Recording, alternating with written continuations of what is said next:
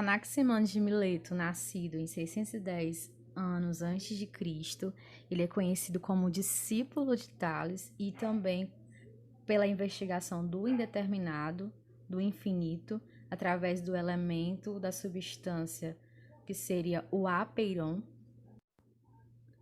Para ele, a água não era o princípio de todas as coisas, assim como Tales defendia, e sim o chamado apeiron. O que seria o apeiron para Anaximandro? Ele buscou em meio aos diversos elementos que eram observáveis, né, a terra, o fogo, o ar e a água, um elemento que fosse a origem. E aí ele se indagou sobre essas coisas. Se questionando em relação a isso, ele viu que existia algo na nossa realidade.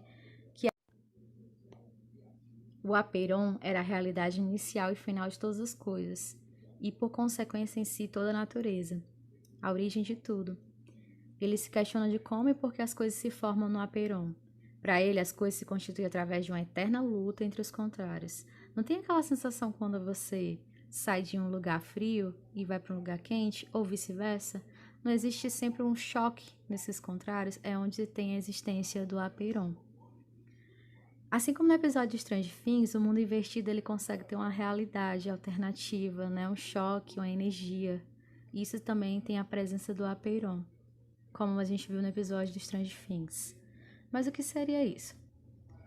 O mediador desta eterna luta é o tempo, que permite que ora exista um e ora exista o seu contrário. Ou seja, quando você sai de um lugar que é frio e parte para um lugar quente, você vai ter uma sensação.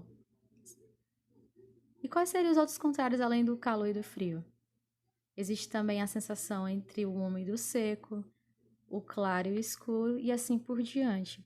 Isso é uma eterna luta entre os contrários, onde vai ter a existência de uma coisa indeterminada e infinita no universo, que o ser humano, que a natureza ela está no meio. Heron também seria conhecido como a massa geradora dos seres e do cosmos, do universo. Ele consideraria a diferenciação entre essas forças contrárias.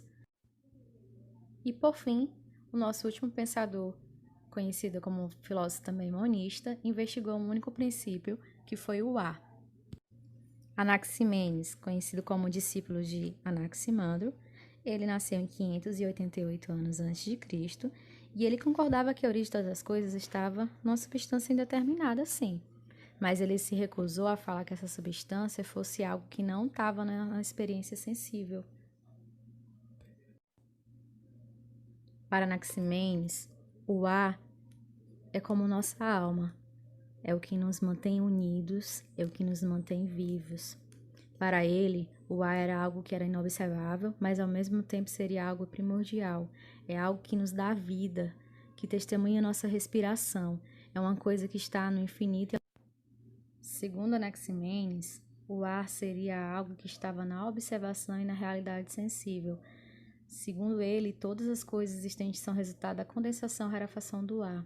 Então, o ar ele estaria, sim, como algo presente na Terra.